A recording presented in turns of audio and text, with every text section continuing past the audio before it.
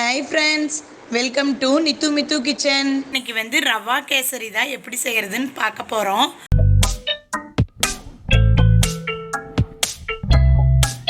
நம்ம சேனலை இன்னும் சப்ஸ்கிரைப் பண்ணாதவங்க சப்ஸ்கிரைப் பண்ணிக்கோங்க. வாங்க வீடியோக்குள்ளே போகலாம். அதுக்கு ஃபஸ்ட்டு 2 டேபிள் ஸ்பூன் ஆயில் போட்டுக்கலாம். ஆயில் ஹீட் ஆனதும் அதில் ஒரு 20 முந்திரி பருப்பை வறுத்துக்கலாம். கேஷு நல்லா ஃப்ரை ஆயிடுச்சு, இப்போ எடுத்துடலாம்.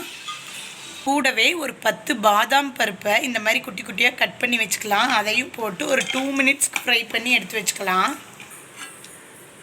அதே நெய்யில் 1 டம்ளர் ரவை எடுத்திருக்கேன், அதை நல்லா வறுத்துக்கலாம். அது வந்து 200 கிராம்ஸ் ரவை. சிம்மில் வச்சு நல்லா ஒரு 10 மினிட்ஸ் நல்லா வறுத்துக்கலாம். இப்போ 10 மினிட்ஸ் சிம்மில் வச்சு நல்லா ஃப்ரை பண்ணிட்டேன். கலர் மட்டும் சேஞ்ச் ஆகாமல் பார்த்துக்கலாம். இதை எடுத்து தனியாக ஒரு பிளேட்டில் வச்சுக்கலாம். இப்போது நம்ம எதில் ரவை எடுத்தோமோ அதே டம்ளரில் 3 டம்ளர் தண்ணி எடுத்துக்கலாம்.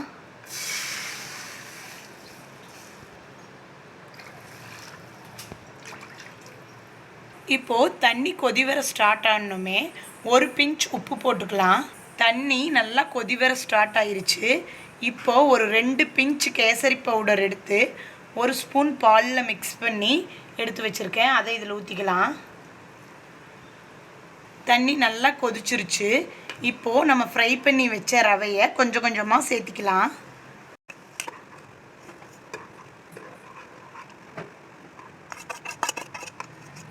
இப்போது நம்ம ஊற்றின தண்ணி நல்லா ரவை வந்து உறிஞ்சிருச்சு. இப்போ இதில் தண்ணியே இல்லை.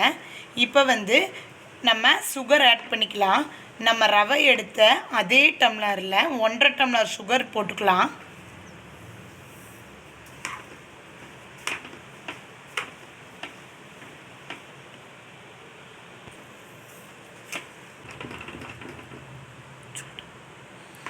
அடுப்பை சிம்மில் வச்சு நல்லா இலக்கிட்டே இருங்க. இப்போ சுகர் நல்லா வந்து கேசரியோட ஒன்றாயிருச்சு. இப்போ இதில் 2 டேபிள் ஸ்பூன் கீ போட்டுக்கலாம்.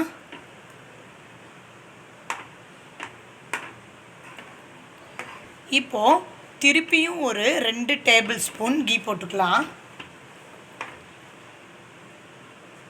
நம்ம ஊற்றின கீ எல்லாம் ரவை நல்லா உள்ளே இழுத்துரும். கொஞ்சம் கொஞ்சமாக கீ சேர்த்தா தான் நல்லா ஃப்ளேவராக இருக்கும்.